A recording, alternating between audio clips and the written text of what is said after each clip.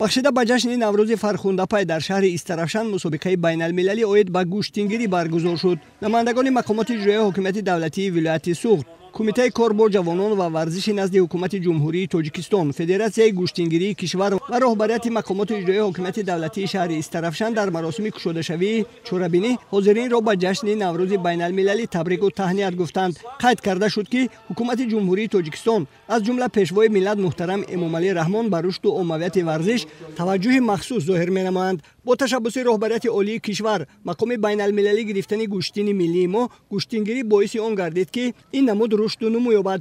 имрӯз дар беш аз 50 кишвари дунё намуди гӯштингириро эътироф намуда Федератсияи гӯштингирӣ таъсис намуданд, ки ин боиси ифтихори мардуми тоҷик мебошад. дар вилояти Суғд чунин мусобиқаҳои байналмилалӣ оиди гӯштинги миллии гӯштингирӣ баргузор шуда содааст. ин ман фикр мекунам, ки ин як ниҳоят такони хубе мешавад барои рушди гӯштинги миллӣ дар шимоли кишвар. бисёр як назари хуби ҳукумати ҷумҳурии Тоҷикистон, хусусан пешвои муаззами миллат оиди рушди ин гӯштинги суннатии мо, гӯшти аҷдодии мо боис шуд, ки мақоми байналмилалӣ гирифт ва имрӯз зиёда аз 50 давлати дунё аъзои федератсияи мо гаштанд.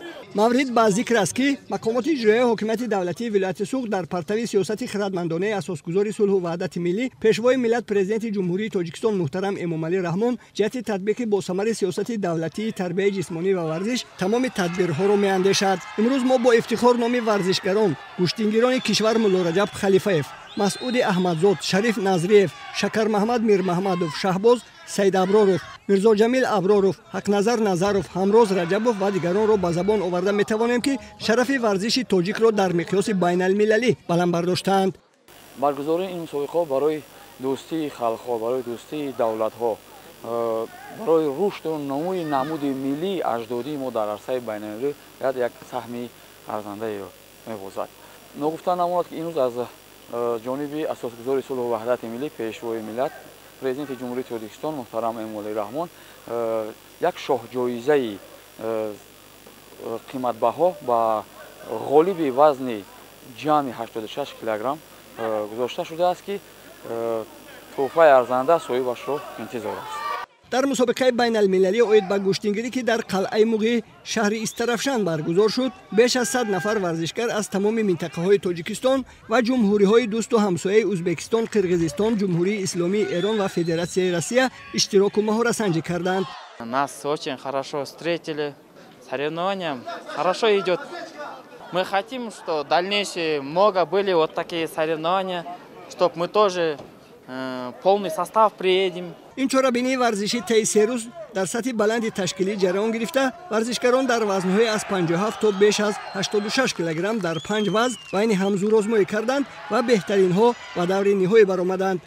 Хотел бы поблагодарить президента Республики Таджикистана за оказание проведение такой мероприятия, которое сегодня проводится в городе Истарафшане. Спасибо организаторам за этот короткий срок. Про гӯштингирӣ знает не только в Таджикистане, за пределами Таджикистана, по всей территории, скажем так, и в России, и в других регионах всего мира. Если мы часто будем проводить такие мероприятия гӯштингирии, о нас, таджиках, больше будут знать и больше будут уважать.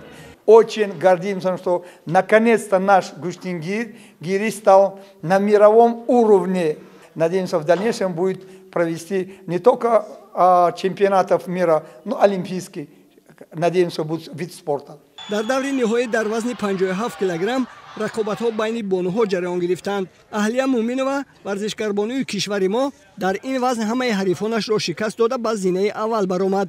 дар вазнҳои 60, 71 ва 86 килограмм низ варзишгарони кишвари мо пирӯзиро ба даст оварданд. дар вазни 60 килограмм мақоми аввал насиби Искандар Маҳмадхоҷазода, дар вазни 71 килограмм ҷои якум насиби Наврӯзи Каримзод ва дар вазни 86 килограмм зинаи аввал насиби Ҳамроз Раҷабов гардид. дидори ниҳоӣ дар вазни беш аз 86 килограмм барои дарёфти шоҳҷоизаи президенти ҷумҳурии Тоҷикистон, пешвои миллат муҳтарам Эмомалӣ Раҳмон, электромобили сабукрав байни варзишгари кишвари мо Шариф Назриев ва гӯштингири ҷумҳурии Ӯзбекистон Бекмурод Олтибоев ҷараён гирифт.